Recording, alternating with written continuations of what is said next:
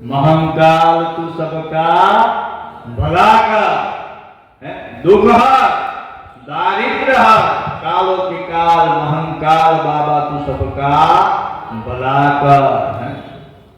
संकट हरे અને શંકર કહેવામાં આવે।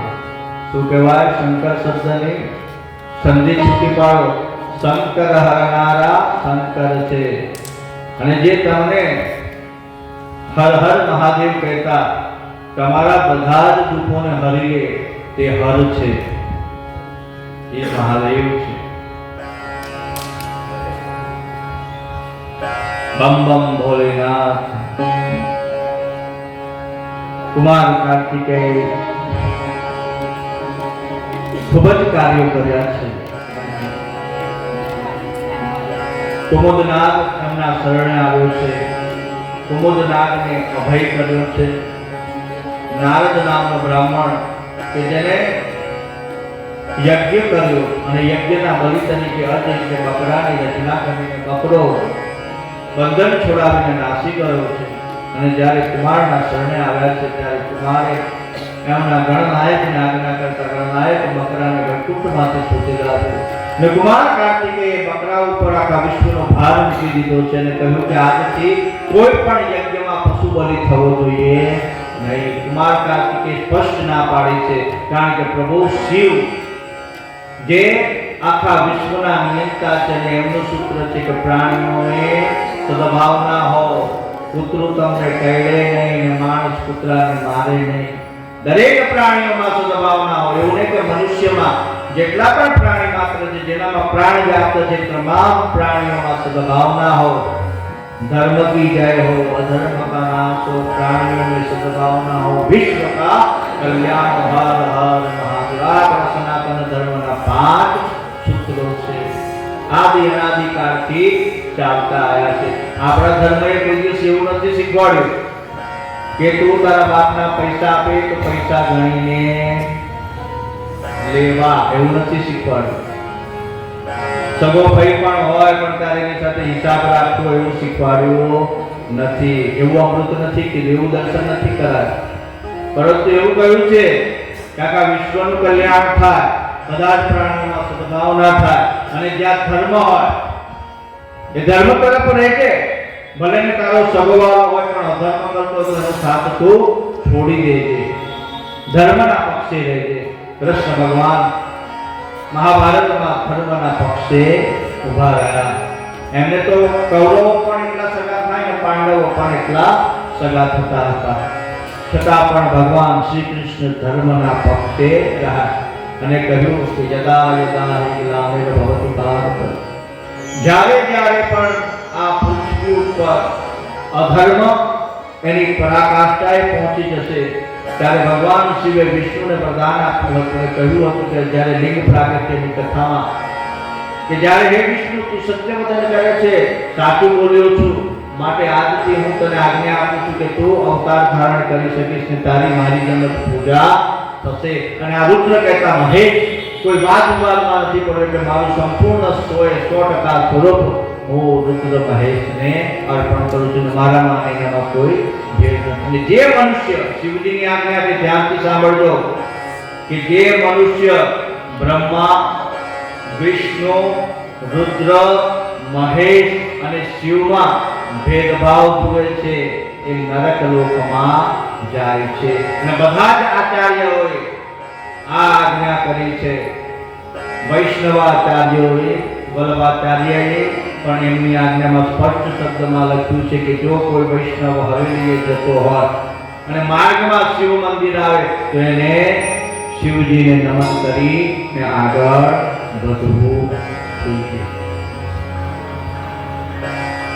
દરેક સંપ્રદાયે, બધા સંપ્રદાય કહેવાય, કાલે મારી વાત અધૂરી હતી કે પેલા બિલાને પાણી પીવડાવતો તો સીડી મૂકવી પડે, ના મહારાજ સીડી ના મુકાય, એવું ના થાય, પડી જવાય, તે પાણી પીવડાવતો વ્યર્થ થાય। બિલા પર પાણી પીવડાવવું બધું પાણીના ભીનું થાય, ભીનું થવું અને પાણી પીવામાં બહુ ફરક હોય। ભીનું થવાય એટલે ભીનું થવાય એટલે બહારથી બધું દેવ બાકી ભીનો તો પણ અંદરની તરસ છુપાય નહીં। અત્યારના સંપ્રદાયો બધા તમને બહારથી ભીના કરે છે પરંતુ અંદરથી તમને કોરા કકડ ધજ રાખે છે। તો તમારે એની પુષ્ટિ કરવી હોય તેના મૂળમાં પાણીનું સિંચન કરવું જોઈએ। તો સનાતન ધર્મ મૂળ છે, શિવજી મૂળ છે, મૂળને કાપવા બેઠા છે તો પછી આપો તો ધર્મ તો સુકાઈ ઝાડ સુકાઈ જાય ને, મૂળની પર પ્રહાર કરવા બેઠા છે। મૂર્ખ મનુષ્ય જીસ ડાળી પર બેઠા તું, જે ડાળી પર તું બેઠો છે એને કાપવા બેઠો છે। તારામાં તાકાત હોય તો 100 મુસલમાનને હિન્દુ બનાય ને ભાઈ, 100 ક્રિશ્ચિયનને હિન્દુ બનાય ને। અમારા હિન્દુઓની પાછળ હું કરવા પડ્યો છું? તું અલગ અલગ સંપ્રદાયને એકતા તોડવા તું માટે બેઠો છું। આ 10 હિન્દુઓને આ બાજુ લઈ ગયો, 10 હિન્દુઓને પેલી બાજુ લઈ ગયો, તું આ સંપ્રદાય, તું ફલાણા સંપ્રદાય, તું ઢીકના સંપ્રદાય। તારામાં તાકાત હોય તો જે બટલાઈના છે ને એ બધાને પાછા હિન્દુ ધર્મમાં લાય। हमारा जगत गुरु शंकराचार्य एक अभियान चलाव्યું, घर वापसीનું સાહેબ અભિયાન ચલાવ્યું હતું અને એમને શુદ્ધ કરવા આ જેટલા પણ વિધર્મીઓ છે હે એ વર્ષો પહેલા થોડા દિના મુખી જેટલા આવેલા અને આખા ગામના કુવામાં થૂકે કે આથી બધા અહીંયા આથી બધા વિધર્મી, પરંતુ એનો અંગીકાર ન કર્યો, પાછા એમને લીધા નહીં જે તે વખતના સમાજે। અને પછી એ જ લોકો આજે આપણી સામે એમને કેવું બુદ્ધિ દોડાવી કે આપણા જ માણસોને ભ્રષ્ટ કર્યા અને આપણી સામે હથિયાર લઈને ઉભા કરી દીધા। તો ઘર વાપસીનું સૂત્ર હોવું જોઈએ। તમે આદિવાસી ક્ષેત્રમાં જાઓ કે જ્યાં કશું ના મળે ત્યાં તમને ચર્ચ જોવા મળશે। કાલે કે ભાઈ ત્યાં પેલા આજે આયા નથી, नेपाल થી आया था नेपाळથી આવેલા ભાઈએ એમની વ્યથા મને કહી. બિહારની બોર્ડર છે, સિલીગુડી પાસેનું ક્ષેત્રમાં એમનું નિવાસ સ્થાન છે. વરાહ ક્ષેત્ર તરીકે ઓળખવામાં આવે. જનકપુર છે એની પાસે વરાહ ક્ષેત્ર આવેલું છે. 4 ક્ષેત્ર આવેલા છે, કુરુક્ષેત્ર, હરિહર ક્ષેત્ર અને એમાંનું એક ચોથું 2 નેપાળમાં ક્ષેત્ર છે. એક વરાહ ક્ષેત્ર અને સિદ્ધ ક્ષેત્ર અને 2 ક્ષેત્ર ભારતમાં આવેલા છે. એમ 4 ક્ષેત્ર આવેલા છે, 4 ધામ આવેલા છે, સપ્તપુરી આવેલી છે. તો વરાહ ક્ષેત્રમાં एक कडप्पा नामનો प्रदेश आवेलो है. कडप्पा प्रदेश में महाराज के इतने एरिया में 200 से ज्यादा चर्चेस है. 200 से ज्यादा गामडे गामडे चर्च उभा करेला. हिंदुओने पकड़ीने लालच आपवामां आवे, नौकरीनी लालच आपवामां आवे, दीकरीनी लालच आपवामां आवे, धननी लालच आपवामां आवे. અને હું તો કહું છું કે જે પોતાનો બાપ બદલે છે ને, શીરા માટે શ્રાવક થવાનું, શીરો ખાવા મળતો હોય શ્રાવક થવાનું. અને આપણે મનોવૃત્તિ કેવી, આપણે એટલા મૂર્ખ છે, હું તો સાચા શબ્દોમાં કહું તો મૂર્ખ જ છે, એટલા લોભી પણ છે, લાલચુ પણ એટલા છે. લાલચ આવે ને એટલે બધી બુદ્ધિ નાસી જાય. લાલચ માણસને શું ના કરાવે. एक नानकड़ું उदाहरण आपके लालच केवी. एक गामनो सीधो साधो माणस, बहुत तकलीफ, खेती बराबर पाके ने देवू થઈ ગયું એટલે કોઈ કીધું કે તું રામચંદ્ર ભગવાનની સેવા કર.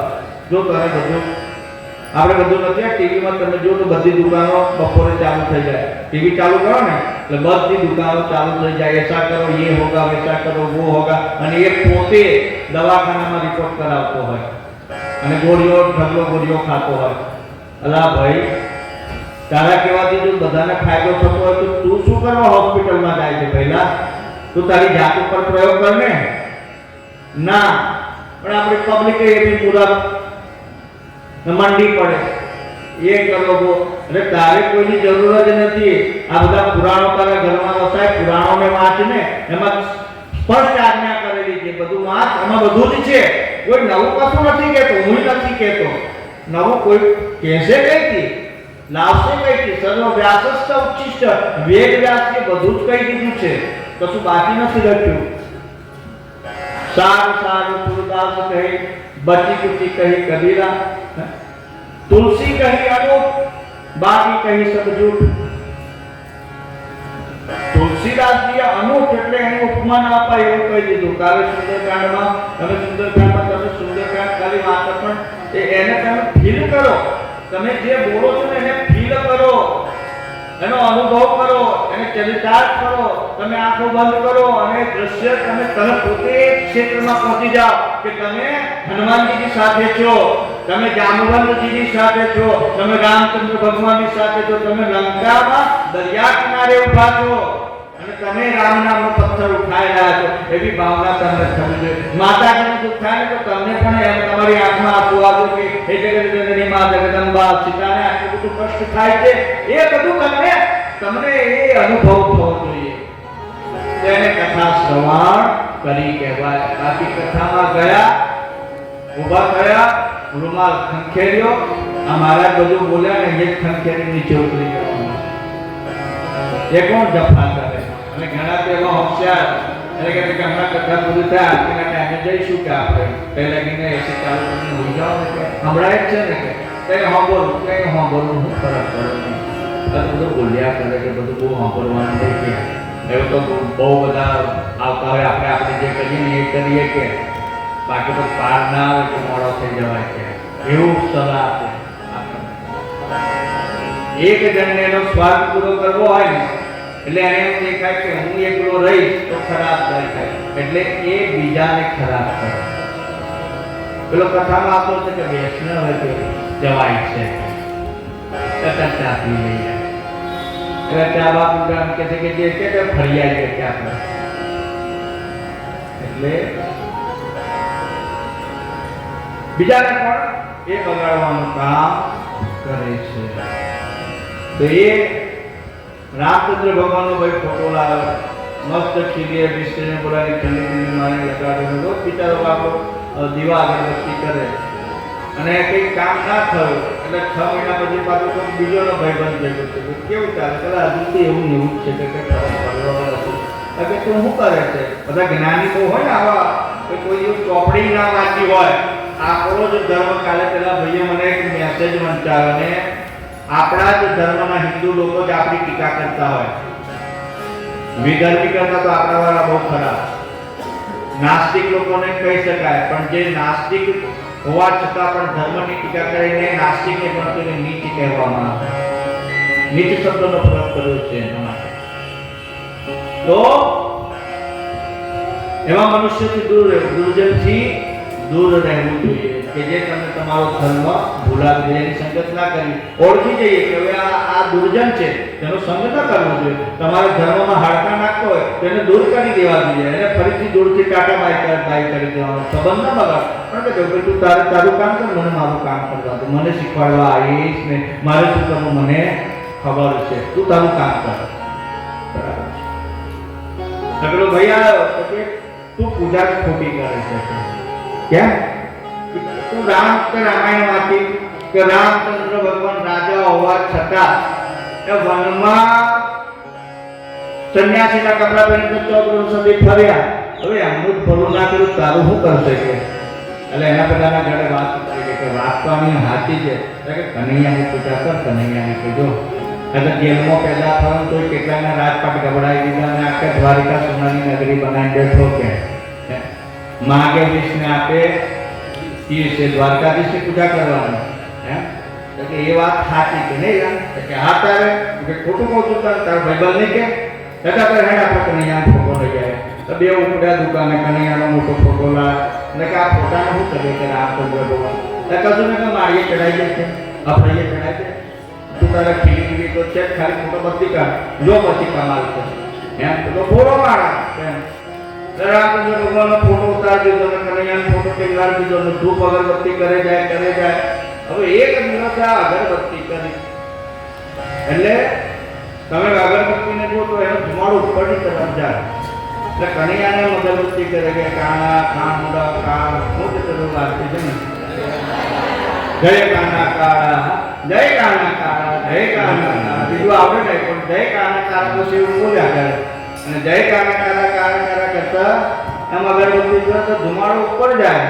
અને એની નજર પડે કે આ અગરબત્તી તો કનૈયા અને ધુમાડો કહે કે રામચંદ્ર કે તું લે કે એટલે સ્ટૂલ લાવ્યો અને સ્ટૂલ પર ચડ્યો અને બહેન બોલાય કે અહીંયા કે આમાં કે એટલે ખભે હાથ મૂકી ચડી ગયો તો ફરીએ ને કે રૂના કે કુંડા લાગે રૂના કુંડા લાગે ફોટામાં જે રામચંદ્ર ભગવાન ના છે ને તે મૂકવા માટે તો ભગવાન ખડખડાટ ખુશી પડ્યા છે એને એવું તો થયું બાબહુ બજો કલિયુગ કેવલ નામ આધારા જપત જપત નરુતરે ભવપારા એને એવું તો થયું કે આ ફોટો નથી જે દિવસે તમને એવું થઈ જાય કે આ ફોટો નથી આ મૂર્તિ નથી સ્વયં મારો ઈષ્ટદેવ બેઠેલો છે પછી તમારે કઈ જવાની જરૂર પડે નહીં તમે અને તમારો ભગવાન બોલો મહાદેવ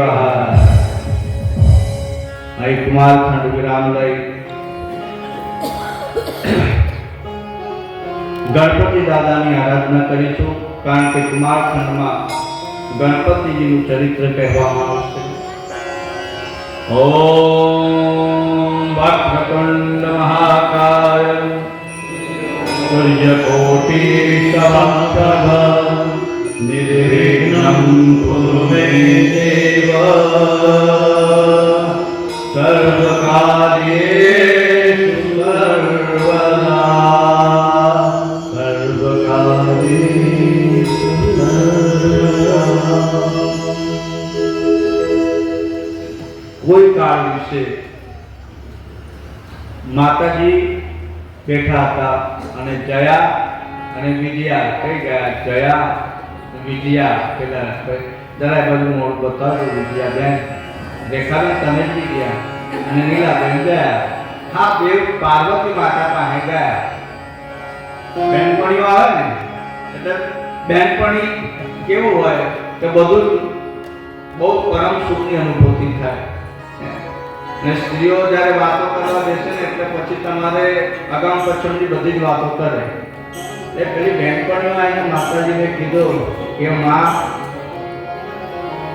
કાલે અમારા માતાજીને એક બહેને સલાહ આપી હતી કે માતાજી તમારા લગ્ન થયા, શિવજીએ તમને કંઈ ભેટ આપી.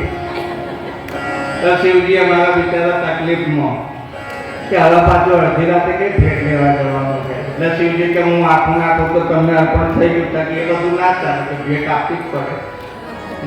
પછી માગી તો ભેટ કરે.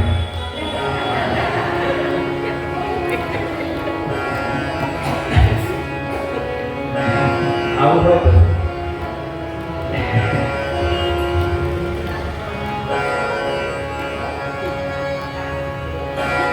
એટલે આ બેનપણીઓએ દયા અને વિદ્યાએ માતાજીને જઈને કીધું કે જો દેવી, અમારે તમને એક વાત કરવી છે.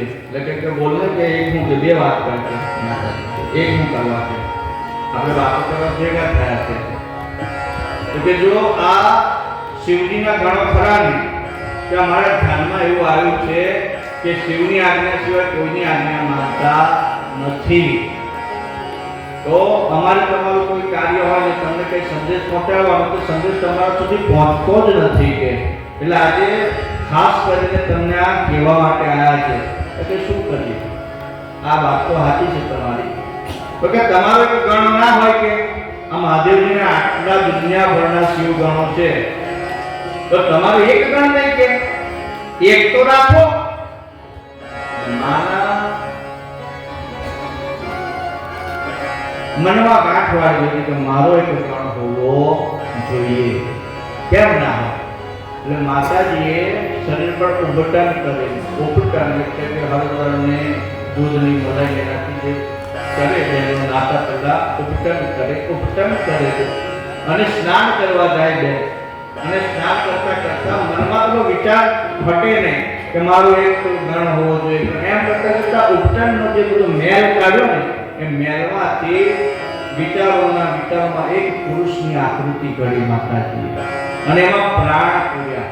પ્રાણ પૂરતા એક સુંદર નાનકડો મજાનો વાકુડિયા વાળ વાળો, અને એનું તેજ કેવું કે એક સૂર્ય કોટી સમપ્રભ, 1 કરોડ સૂર્ય સમાન છે. વિચારો કે તમે જરા એની કલ્પના કરો કે 12 ગણેશનું સ્વરૂપ કેવું હશે, કે 1 કરોડ સૂર્ય સમાન એનું તેજ છે, અને મંદ મંદ મુસ્કાન છે, અને વાકુડિયા વાળ છે. કાલી કાલી ભાષામાં બોલે છે. નાનું છોકરું બોલે ને તો બહુ મજા આવે સાંભળવાની. કાલી ભાષા હોય અને એ કાલી કાલી ભાષામાં માને કે એમાં હું કોણ છું અને મારું કાર્ય શું છે.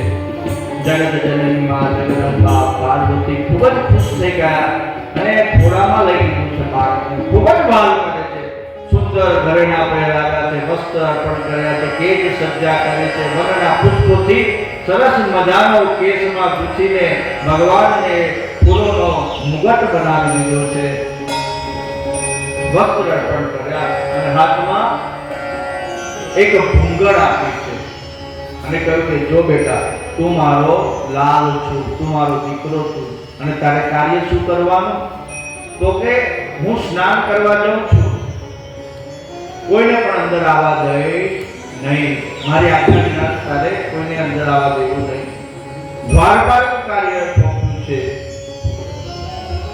બાલ ગૌરી પુત્ર દ્વારકા છે, અને ભગવાન શંકર સમાધિમાંથી જાગૃત થયા.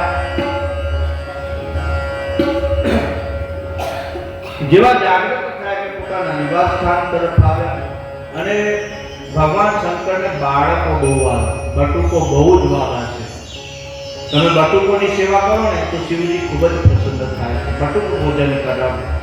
બટુક એટલે ખાલી કુમારકા ને, એ ઉંમરના દીકરી દીકરા જે પણ હોય ને બધાને બટુક કહેવામાં આવે. બટુકોને બાળકોની સેવા કરવી, પૂજા કરવી, ભોજન કરાવવું, શિવજી ખૂબ જ પ્રસન્ન થાય છે. બટુકને જોઈને શિવજી દ્વારમાં પ્રવેશ કરવા જાય અને માથા પર હાથ ફેરવે છે, અને અંદર પણ જવાતું નથી મહાદેવજી. એટલે નીચે વળી જોયું તો પેલા ગૌરી પુત્રએ ભૂંગરાડી કરી રાખેલી. એટલે મહાદેવજીએ ભૂંગર હટાવી ફરી જવાય બે ત્રણ વખત એમ કર્યું અને પેલું બાળક ભગવાને કહેલું કે બાળક ચેષ્ટા કરે છે, નાનકડું બાળક છે, એક રમત કરતું હોય, ચેષ્ટા કરતું હોય, પરંતુ આ બે ત્રણ વખત કર્યું એટલે આ ચેષ્ટા નથી. ધ્યાન રાખજો, બાળકો તમારું અનુકરણ કરે છે, બીજે કંઈ શીખવા જતા નથી. તમે એમ ઈચ્છો કે મારું બાળક સંસ્કારી થાય તો પહેલા તમારે સંસ્કારી થવું પડે. તમે જે શબ્દોનો પ્રયોગ કરો છો, તમે ઘરમાં બોલો, બાળકો બહાર જઈને મોહલ્લામાં જાહેરમાં બોલે, એટલે ગઈડિયા બેઠા હોય એને ખબર પડી જાય. તમારા ઘરમાં ના આવે પણ તમારા બાળક ઉપરથી બધો સાગ મેળવી લે કે આના ઘરનું વાતાવરણ કેવું છે. બાળકો તમારું પ્રતિબિંબ છે, દર્પણ છે. તમારા ઘરમાં ક્લેશ થતો હોય, પતિ પત્ની ઝઘડતા હોય, બાળકોને શું સંસ્કાર પડે? એ મોટા થઈને એવું જ કરવાના કે તમારી જોડે ઝઘડશે, પછી એને ઝઘડવા વાળી લઈ આપો એટલે તમે છૂટા, એની જોડે ચાલે, ઝઘડવું તો પડે. કારણ કે નાનપણથી જોતો આવે કે મારા મા બાપ ઝઘડ્યા જ કરતા હતા અને વારસો પછી સાચવ્યો. જો તમે મંદિરે જતા હો, તમારા ઘરમાં દેવ સેવા થતી હોય, તમારા ઘરમાં લાલજીનો ઠાકોરનો ભોગ ધરાવતો હોય, માતા રાણીની સેવા થતી હોય, તો તમારું બાળક એમ રાખે કે આજે મારે પણ સેવા કરવી જોઈએ. તમારા કથા વાંચન કરતા હોય, કથામાં જતા હોય, સત્સંગમાં જતા હોય, તમારે ત્યાં સાધુ સંતો આવતા હોય તો તમારો બાળકો પણ સેવામાં પ્રવૃત્ત થશે. એ પણ કાલે ઉઠી અને એક બીજ એનામાં રોપાશે તો ક્યારે વટવૃક્ષનું સ્વરૂપ ધારણ કરશે ખબર નહીં. ના ભાઈ, એને તો ટાઈમ જ ના મળે મંદિરે જવાનો. ક્યાં માણસ નથી, ખાવાનો ટાઈમ મળે છે, મોબાઈલમાં આખી રાત સુધી ભાઈબંધો સાથે વાત કરવાનો ટાઈમ મળે છે, મંદિરે જવાનું 15 મિનિટ નથી મળતી. એવું પાડો, આદત પાડો કે પહેલા નહીં ધોઈ અને મંદિરે જા, આ લોટો પકડ પાણીનો અને મંદિરે મહાદેવને જળ ચડાય પછી તને ચા નાસ્તો મળશે. આદત પાડો. કેમ નથી પાડતા? હું દરેક કથામાં કહું છું, અહીં આવેલા કે ગમે ત્યાં તમારા નાના બાળકને ધર્મના 4 સવાલ પૂછજો, નહીં આવડે. દોષ કોનો? બાળકનો કે તમારો? કારણ કે તમે એવું વાતાવરણ તમારા બાળકને આપ્યું નથી. તમે ઉઠ્યા તો સીધા કોન્વેન્ટના મૂક્યા. કઈ કે મારું છોકરું તો ઇંગ્લિશ મીડિયમમાં ભણતા, ઇંગ્લિશ બોલતા આવડે છે? ના, એના માટે શિક્ષકો રાખ્યા છે. પણ આપણું શાસ્ત્ર કહે છે કે એક માતા 100 શિક્ષકની ગરજ સારે છે. અને ભાષા ગમે તે હોય, પરંતુ તમને જે ભાષા ખબર પડે ને એમાં તમારી સૌથી વધારે પ્રગતિ થતી હોય છે. માતૃભાષા જન્મ ભાષા ગરી હશે. જરા આ સાઉથ ઇન્ડિયન લોકો પાસે શીખો. એ તમને એમના પ્રદેશમાં પ્રવેશ નહીં કરવા દે. તમારા કરતા બુદ્ધિમાં બહુ આગળ છે. દ્રવિડ છે, તમે આર્ય છો. એ દ્રવિડ છે અને મલયાલમ ભાષામાં, તમિલ ભાષામાં શિવજીના હસ્તાક્ષર છે. જ્યારે તુલસીદાસજીએ રામાયણની રચના કરી ત્યારે કાશીના વિદ્વાન પંડિતો એને માન્યતા ન આપી અને કાશી વિશ્વેશ્વરમાં પરિષદ ભરાય કે જો શિવજી તારા ગ્રંથને માન્યતા આપે તો જ અમે માન્યતા આપીશું. અને એ રાત્રે કાશી વિશ્વનાથ મહાદેવમાં, કાશી વિશ્વનાથ આજે પણ તમારે હસ્તાક્ષર જોવા હોય તો રાજા કોડરમલ કે બાપજી જાતે ગયેલા છે અને એ હસ્તાક્ષર આજે પણ સચવાયેલા છે. મેં તમને કહ્યું કે હું પ્રમાણ આપવા તૈયાર છું. મારી પાસે એવા અસંખ્ય પ્રમાણ છે. જો કોઈ તમારા ધર્મ વિશે એમ કહેતો હોય તો હું પ્રમાણ આપવા માટે બાધ્ય છું. હું બંધાયેલો છું, હું પ્રમાણ આપવા તૈયાર છું. તમારો સનાતન ધર્મની ગરિમા તમને નથી ખબર, પરંતુ મને ખબર છે કે સનાતન ધર્મ શું છે. એમને બધી જ ભાષા આવડતી હોય પરંતુ એ એવું કહે છે no English, no Hindi, only Telugu, only Tamil, only Kannada, only Malayalam. એને બધું જ ખબર પડતી હોય. તમે એની બાજુમાં ઉભા રહો ને, ગુજરાતની વાત કરો ને બધાને સમજ પડે, પણ બોલે નહીં. જો એ તમારી ભાષા બોલે તો તમારે એને ઓબ્લાઇઝ કરો, તો એના પ્રદેશમાં એને તમે ધંધો વેપાર કરી શકો. તો એના માણસો કઈ જાય, એના માણસો કઈ જાય. તમારે તો એ બધા આવે, તમારે તો બધા બોલ કરો, અને એમને એમની ભાષાનો ગૌરવ છે. આ બેનો જુઓ ત્રિકોણ લગાવી જ ફરશે. કઈ ગમે તો મોટો જજ પણ હશે ને તો ધોતી પહેરીને ફરશે. સવારે ફરજિયાત મંદિરે જશે, ભલે આપણી જેમ કલાક નહીં રોકાય, પણ ઓમ નમઃ શિવાય કરીને દોડીને દર્શન કરી આવશે, ત્રિપુંડ લગાવશે. એમને એમનો પહેરવેશ છોડ્યો નથી. અને આપણે તો બધું આપણું છોડી દીધું, કશું આપણું રાખ્યું નથી, એ બધું જ છોડી દીધું. છેવટે સંસ્કાર પણ છોડવા માંડ્યા. ખાલી કહેવાના નામના હિન્દુ છો. આપણે પોસ્ટ મૂકીએ ફેસબુક ઉપર ને વોટ્સએપ પર, ગર્વ से कहो हम हिंदू है. એટલે હું કપાળ હિન્દુ હે તે હિન્દુ તરીકેનું કોઈ કામ કર્યું છે ખબર તારા જીવનમાં? એક હિન્દુ તરીકેનું કામ કર ને પછી તું ગર્વથી કે હમ હિન્દુ હે. તું કોઈ દિવસ સંગઠન માટે નીકળ્યો છો? તે તારા ધર્મ માટે શું કર્યું છે? હે? કોઈ દિવસ કોઈ મંદિર બંધાતું હોય તે ફાળો આપ્યો છે? કોઈ દિવસ કથામાં ફાળો આપ્યો છે? કોઈ દિવસ દાન ધર્મ કર્યું છે? તે તારા ધર્મ માટે શું કર્યું છે? અને પછી ધર્મની ટીકા કરવાનું એક પહેલો આવીને ઊભો થઈ જાય, ના ના અમારા ધર્મ તો આવું બહુ, અમારું કામ બહુ, અને તે જ વખતે ઊભો કરી દેવાનું. તું આચાર્ય છું, તું પંડિત છું, કોણ છું? તે તારા શાસ્ત્રનું અધ્યયન કર્યું છે? અહીં બેઠેલાને પૂછ્યું કે તમારા શાસ્ત્રના અંગો કેટલા છે? ભાગ્ય કોઈ જવાબ આપી શકે. અલા પાઠ તો જવા દો, પણ છઠ્ઠા ધોરણમાં ભણતો તેને શાળામાં જાવ તો દફતર તૈયાર કરે ને, તેને ખબર હોય કે મારા વિષય કેટલા, ગણિત, ગુજરાતી, અંગ્રેજી, સંસ્કૃત, ફલાણું ટીકણું. એમ તમારા ધર્મના અંગો કેટલા છે? તમે કહેશો કે વેદ, પુરાણ, રામાયણ, મહાભારત, બસ એટલું પતી ગયું. તમારો ધર્મ બહુ બૃહદ છે, વિશાળ છે, અને તે છતાં એટલા ઋષિ મુનિઓ સંતો થયા ને એ બધા ભજનો લખે, રચનાઓ કરે. તુલસીદાસજી કહ્યું કે એક ઘડી આધી ઘડી आदि में पुण्यात तुलसी संगत साधु की कटे कोटि अपना. तुलसीदास के स्पष्ट किधु के साधु कहता है सन्यासी ने, साधु कहता सज्जन व्यक्ति नो संग करजे भाई, અને સત્યનો સંગ કરજે તારા જીવનમાં. અને તો તારા જીવનમાં 3 મિનિટ સુધી પણ તું સત્યનો સંગ કરીશ ને 80 કે 70 વર્ષની આયુષ્યમાં, તો તારા કરોડ અપરાધ કપાઈ જશે. આ તુલસીદાસજીએ એમને એ રચનામાં કહ્યું છે. હનુમાન ચાલીસા કઈ ના ફાવે ને એક નિયમ રાખો કે હનુમાન ચાલીસાના પાઠ કરવા. રોજ ના થાય, આપણે સગવડ ધર્મ કરો એટલે થોડી સગવડ કરીએ કે કઈ કરતા કઈક તો કરે. તો દર શનિવારના દિવસે તમે એક નિયમ રાખો. આ કથામાં આવ્યા છે તો કઈક તો નિયમ લો, કઈક તો મને દક્ષિણા આપો. આ તમારી આ બધું જે એ મારી દક્ષિણા નથી જોઈતી, મારે તો દક્ષિણા રૂપે કે તમે કઈક નિયમ લો. જે વ્યસન કરતા હોય ને, ગુટકા ખાતા હોય એમ આઈને કહે કે બાદિયા આરતી ને ગુટકા આ કથામાં મલ્લિકાર્જુન મહાદેવમાં અને આ કૃષ્ણા નદીમાં મેં મારી તમાકુ મૂકી દીધી, તો મને મારી કથાનું કરેલાનું સાર્થક થઈ ગયું.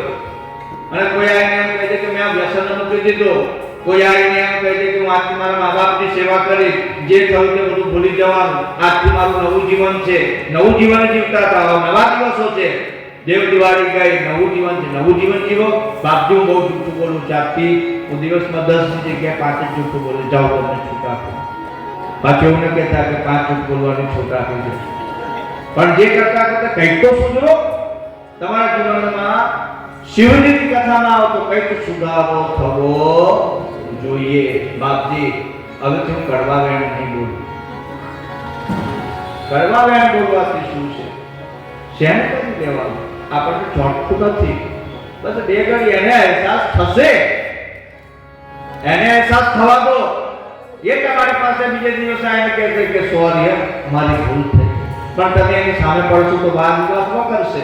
હશે ભાઈ, એને તો ખબર છે ને કે હું જૂઠો છું. જૂઠો માણસ આવીને તમને કહેશે, તમારા પગે લાગશે કે સોરી મારી ભૂલ થઈ ગઈ. બસ એટલો અહેસાસ કરાવો, કઈ શું લો અને દક્ષિણામાં અહીં આપો, કઈક નિયમ લો. મંદિરે ના જતા હોય તો નિયમ લો, અને એક નિયમ લો કે દર શનિવારે અમારા કુટુંબના બધા જ સભ્યો ભલે ને રાત્રે 12 વાગે, મારા હનુમાનજી તો 24 કલાક જાગતા હોય, એ ઊંઘતા જ નથી, અને એમની આરતી રાત્રે 12 વાગે થાય હનુમાનજી. અમારા આશ્રમે નિયમ કે ભજન કરીએ એટલે શનિવારના દિવસે રાત્રે 12 વાગે આરતી કરીને ચા પાણી નાસ્તો કરાવવાનો, વર્ષોથી નિયમ છે. એટલે અમને કહેવાય કે હનુમાનજીની આરતી મારે રાત્રે કરવાની. તો હનુમાન ચાલીસા બધા ભેગા થઈને, કુટુંબના સભ્યો ભેગા થઈને એક વખત તો પાઠ કરો. એક સમય નક્કી કરી દો કે ભાઈ 10 વાગે બધાએ ભેગા થો. કદાચ અલગ અલગ રહેતા હોય, કોઈ આજુબાજુમાં રહેતો એને બોલાવી દો શનિવારે. એક દિવસ તમારા ઘેર કરો, બીજા દિવસ પેલાના ઘેર કરો. તમારા બાળકોને સંસ્કાર આપો. પહેલા અમારા ઘરડી બા, એટલે મારા બાપાના બા, એમનું ઘરડી બા કહેતા, અને એ બા અમારા રાધા બા અમને આંગળી પકડીને મંદિરે લઈ જતા અને પખાર કરીને બધી સેવા કરે. 2-3 કલાક સુધી અમે અમારે બાની જોડે મંદિરે બેસતા, મંદિરના ઓટલે બેસતા, અને અમારી બા આ બધી કથાઓ અમને કહેતી, ધર્મનું જ્ઞાન આપતી, બધા વ્રતો સમજાવતી. તે સંસ્કાર અમારામાં ઉતરી આવેલા છે, ગળથૂથીમાં ઉતરી આવેલા છે. તમે તમારા બાળકોને ગળથૂથીમાં શું સંસ્કાર આપો છે બહુ મહત્વનું છે. પરંતુ આપણે બાળકને કેવા સંસ્કાર આપીએ? જો બહુ નાની વસ્તુ કહું, જો માર ખાઈને આવતી, હા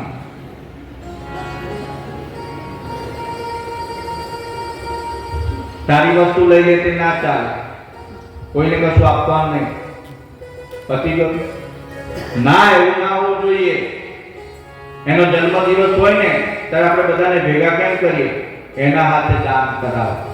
એને શેરિંગની ભાવના હોવી જોઈએ, એનું ઉદાર, એનું હૃદય હોવું જોઈએ. એના હૃદયને ઉદાર બનાવો કે કાલે ઉઠીને મોટો થશે તો સમાજમાં એક સજ્જન વ્યક્તિ તરીકેની એની છાપ ઊભી થશે. તમે પહેલેથી જ એના માણસને કચડી કાઢો છો, વાતમાં તમે એને બીવડાવો. જો બહાર જજો તો હાવ ભાવ બેઠું ભાવ પેલું કૂતરાને બિલાડાને જોઈને તમે બીવડાવો, પછી હું મારો હિન્દુનું બાળક પેદા થાય કે તલવાર ખડગ ધારણ કરે અને 10 વિધર્મી આવે તો કે ભાવ કરતો, ત્રીજા ચોથા વાળામાં જઈને ભરે ગયું હોય સાહેબ કે છે કે ભાવ આવ્યું કે રાતે પહેલેથી જ ભાવ કરીને એને બીવડાવી દીધું છે. જો ભાવ રહી જશે, ભાવ આવે એટલે અમારે જો દાઢી વાળો જાય તો છોકરું બહાર આવે જ નહીં. બહુ હોશિયાર કે પહેલેથી સમજાય તો કે આમાંથી સાવધાન રહેવાનું. કે ભેગો થાય તો કઈ દાન દક્ષિણા નો વિચાર કરી લેતી કે બાવો આવ્યો. બાવા નથી, બાવો એટલે તો કે બાપ થાય, બાપને બાવો કહેવામાં આવે. બાવો શબ્દનો અર્થ બહુ મોટો છે. બાપ હોય ને એને બાવો કહેવામાં આવે. પરંતુ બાવો એટલે તો આજે સાધુ શેતાન એવું માનવામાં આવે. પેલો બીને દોડ ફલંગો મારીને દોડ નાહી જાય. તો ટૂંકમાં તમારા બાળકોને સારા સંસ્કાર આપો, ધર્મના સંસ્કાર આપો, સુરવીરતાના સંસ્કાર આપો. અને જ્યારે પણ તમારા દેશને જરૂર પડે, તમારા ધર્મને જરૂર પડે, બલિદાન આપવાની તૈયારી, શહીદીની તૈયારી હોવી જોઈએ. એને નીડર બનાવો, એને કદી ડરપોક બનાવશો નહીં, એને નીડર બનાવો. ભલે ને સામે 50 માણસ ઊભા હોય પણ એ સિંહની જેમ સામી છાતી કાઢીને ઊભો રહેવો જોઈએ. એ આપણા શિવ પરિવારનો ગુણ છે. એ એક જ હોય ને પણ આખા ગામને ભારે પડે. એકલો ડંગોરો લઈને ઊભો થઈ જાય તો ગામવાળાને એમ થઈ જાય કે આ રસ્તો ચીરીને જવું ક્યાં. એવી એનામાં સાહસ હોવું જોઈએ. અનીતિ ના શીખવાડો, અધર્મ ના શીખવાડો, દંડ ન શીખવાડો, પરંતુ સત્યનું જ્ઞાન આપો, ધર્મની રક્ષા કરવાનું શીખવાડો. બને એટલા ધાર્મિક ગ્રંથોનું વાંચન કરતા શીખવાડો. તમારા ઘરમાં ધાર્મિક ગ્રંથો હશે તો જ વાંચવા મળશે. અને બહુ મને દુઃખ થાય છે બેન, જ્યારે મને છે ને પુસ્તકોનો બહુ શોખ છે. હું ગમે ત્યાં જાઉં ને તો મારો નિયમ છે કે મારી બેગ હોય ને તેમાં પુસ્તક હોય ને હોય. હું મારા કપડાં છે ને બહાર મૂકું, પરંતુ પુસ્તકને તિજોરીમાં મૂકું છું. જેટલા પણ મારે આશ્રમે આવ્યા છે બધાને ખબર હશે કે હું પુસ્તકોની બહુ કાળજી રાખું. પુસ્તક જે ક્રાંતિ બાહુબળથી નથી આવતી ને એ ક્રાંતિ સાહેબ સાહિત્યથી આવે છે. એક એવો ધર્મ પુરુષો પેદા થશે કે આખા ભારતનો નકશો બદલી કાઢશે. પરંતુ એ પુરુષને પેદા થવા માટે તમારે પ્લેટફોર્મ તો આપવું પડે. કયા બાળકમાં શું શક્તિ છે તમને ખબર નથી. ઈશ્વરે કયા આત્માને તમારે ત્યાં અવતાર ધારણ કરીને મોકલે છે તમને ખબર નથી. તમે તો એક નિમિત્ત માત્ર છો. તો એક એવું નિમિત્ત બનો કે તમારું બાળક સત્સંગી થાય. એક એવું નિમિત્ત બનો કે તમારું બાળક રાષ્ટ્રના હિતમાં ઊભું થાય. એક એવું બાળક પેદા થવું જોઈએ. પેદા કરી દીધું, પરંતુ એની પછી આગળનો પ્રોસેસ, એને સંસ્કાર આપો. એના દેખતા અપશબ્દો બોલશો નહીં. એના દેખતા ઘરમાં ક્લેશ કરશો નહીં. એના બાળકના માનસ પર ખૂબ જ ખરાબ અસર પડતી હોય છે. એને બધું ભેગું થાય ને પછી 16, 17, 20 વર્ષનું થાય ને બધું ચક્રવૃત્તિ વ્યાજ સાથે તમને પાછું આપે છે. બધું અહીંયા જ છે. હાથ ના કર્યા હૈયે વાગે અને પછી ખૂણામાં બેસીને રડવું પડે. अब बचता है क्या होते हैं, चिड़िया छूट गई थी. पछतावाती હું વાળો છે કઈ વાત નથી. તો આજે ગણપતિ મહારાજ છે તે વારે ઘડીએ ભૂંગર આડી કરે ને શિવજી મંદિર પ્રવેશ કરવા દે નહીં. અને આ ઘટના જોઈ એટલે શિવગણોને થયું કે આ શું થાય છે. એટલે શિવગણો બાળકને આવીને કે તું જાણે છે કે આ કોણ છે. બાળક કહે કે મારે જાણવાની કોઈ જરૂર નથી. તમે જાણો છો હું કોણ છું. મારે હું કોણ છું એમ જાણું છું. તમે જાણો છો હું કોણ છું. હું મારી માનો પુત્ર છું અને મારી માએ આજ્ઞા આપી છે કે અંદર કોઈને આવવા દેવાના નહીં. એના સિવાય મને કઈ ખબર પડે નહીં. અને આ એકદમ મજબૂત વાણીમાં સંદેશો પ્રાપ્ત એટલે પેલા લોકોને થોડું સ્વાભિમાન થવાય. શિવગણ કે આવું નાનું છું બાળક અમને આપણા શક્તિશાળી અને અમને આવી રીતના વાત કરે છે, એ બી અમારા ઘરમાં કૈલાસ લોકમાં. એટલે જેમ તેમ એને કહેવા લાગ્યા. એટલે ગણપતિએ વોર્નિંગ આપી દીધી કે જો ભાઈ જેવું ફાવે એટલું બોલવાનું નહીં. હું મારું કર્તવ્ય કરું છું. તમારા કોઈ કામ મારો આવતો નથી. મને મારું કામ કરવા દો. તમે તમારું કામ કરો. અને વાત વધે એટલે દ્વંદ પર ઉતરી આવ્યા, હાથાપાઈ પર ઉતરી આવ્યા અને ગણપતિ અને શિવ ગણપતિ યુદ્ધ શરૂ થઈ ગયું. જોત જોતામાં દેવતાઓ ત્યાં પહોંચ્યા અને દેવતાઓ પણ યુદ્ધમાં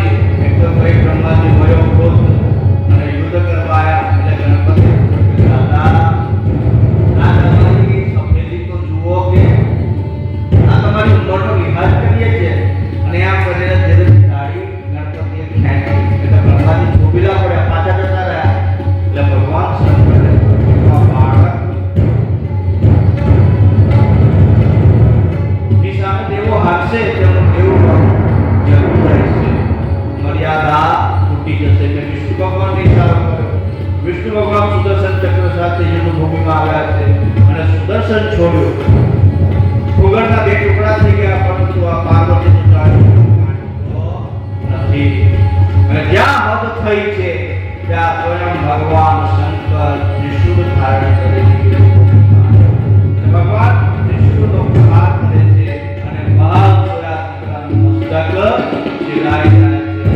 ત્યાં બાળકનું મસ્તક છેદાયું છે ત્યાં માતા પાર્વતીએ કાલિકાનું સ્વરૂપ ધારણ કર્યું છે અને કાલિકા સ્વરૂપ ધારણ કરીને રુદ્ર સંહાર કરવા લાગ્યા છે. ઘોર સંહાર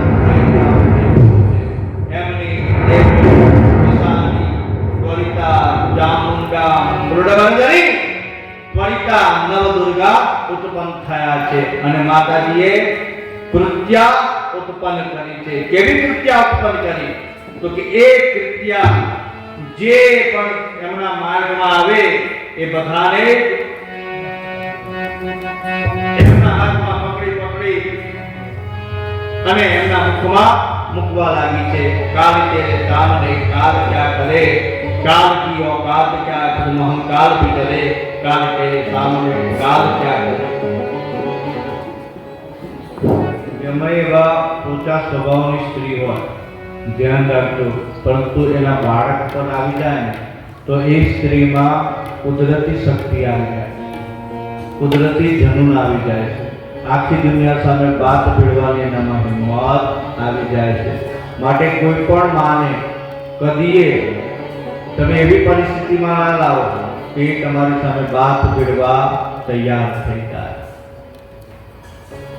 એક કુદરતી રીતના છે કે માને એના બાળક ખૂબ જ વાલા હોય છે. પછી એમાં મનુષ્ય સ્વરૂપે હોય કે પછી પ્રાણી સ્વરૂપે હોય. ગાયને વાછરડું થયું હોય તો ગાય તમને એની પાસે જ ચલાવશે.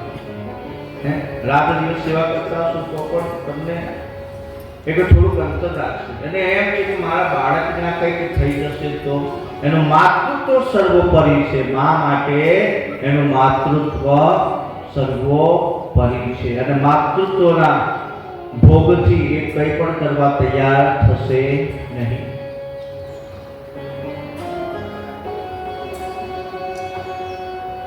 દેવો મારે આ નાખવા લાગ્યા. શંકર ભગવાન પાસે આવ્યા અને મહાદેવજીએ કહ્યું કે મૂર્ખાઓ, ગમે એટલું થાય કે તમારી માં છે, માથી કેમ ડરો? જાઓ એના શરણમાં જાઓ અને એની પ્રાર્થના કરો. પુત્રો જાય પચિદ પીકુ માતા ન ભવતી. છોરું કચોરું થાય, માતા કદી કુમાવતા, માવતર કદી કમાવતર ન થાય. તમારો દીકરો કે તમારો પુત્ર કદાચ તમને કંઈ પણ બોલી જાય પરંતુ તમે કદી એના માટે ખરાબ વિચારી શકશો નહીં. તમારા હૃદયમાંથી ટુકડે ટુકડે એવી જ ભાવના નીકળે. આ માની વાત કરું કે માં કોને કહેવાય? જો માં મંદિરમાં દર્શન કરવા જાય ને તો માં શું માગે એ મને ખબર છે કે માં એવું માગે મહાદેવને કે એ મહાદેવ, મારા બાળકો હંમેશા સુખી રહેવા જોઈએ. એ મહાદેવ, એને જે તકલીફો પડવાની હોય ને એ બધી તકલીફો તું મને આપી દે, પણ મારા બાળકોને કઈ કષ્ટ આપીશ નહીં. બધું જ સહન કરી દે. એના માટે નકોડા વ્રત પણ કરે, ભૂખી પણ રહે, કેટલી જાત જાતના કષ્ટ વેઠે, એને કહેવાય માં. એ બધા દેવો માના શરણમાં આવ્યા છે. માં વિશે કહેવા માટે એક કલાક તો આખી જિંદગી તમે બોલો ને તોય માના ગુણગાન પૂરા થાય નહીં. એ માં છે. બધા દેવો માની શરણમાં ગયા છે ને કહ્યું કે માં, અમારી ભૂલ થઈ ગઈ, ક્ષમા કરો માં, ક્ષમા ક્ષમા. એટલે માતાજી થોડાક શાંત થાય ને કહે કે એ દેવો, તમે અધમ કૃત્ય કર્યું છે, પરંતુ જાઓ તમને એક તક આપું છું કે જો મારો રાત ફરીથી જીવતો થાય તો જ આ સંહાર અટકશે, અન્યથા સંહાર મહાપ્રલય અટકશે નહીં. એટલે બધા દેવો મહાદેવ પાસે કે પ્રભુ, માતાજીએ કહ્યું છે કે તમે આ મારો બાળક જીવિત થાય તો જ આ સંહાર અટકશે, અન્યથા સંહાર અટકશે નહીં. એટલે શિવજીએ આજ્ઞા કરી છે કે શું જોઈ રહ્યા છો? જાઓ તમે ઉત્તર દિશા તરફ જાઓ અને ઉત્તર દિશા તરફ જતા માર્ગમાં પ્રથમ જે કોઈ જીવાત્મા, શું કહ્યું? જે કોઈ જીવાત્મા મળે અને જીવાત્મા કેવો મળવો જોઈએ સ્વેચ્છાએ પોતાનું મસ્તક આપવા તૈયાર થઈ જાય એવા જીવાત્માનું મસ્તક છેડીને મારી પાસે લાવો. ઇન્દ્ર આદિ દેવો ઉત્તર દિશા તરફ ગયા છે અને ત્યાં એમને એક દંતબારો હાથી ભેગો થાય છે. હાથીની મુલાકાત થાય છે એટલે હાથી સ્વેચ્છાએ પોતાનું મસ્તક ઉતારી નાખી દે છે અને દેવતાઓ એ એક દંતવાળા હાથીનું મસ્તક એટલે શિવજીને આપે છે અને શિવજી જ્યાં એ ધડ ઉપર મસ્તક મૂકી અને એમની જટા ગંગાજળ છાંટે છે ત્યાં બાળક રમતો રમતો ઊભો થઈ જાય છે. તો ગણપતિ ગજાનન મહારાજ કી જય. હવે કથા વિરામ તરફ અગ્રેસર થઈ ગઈ.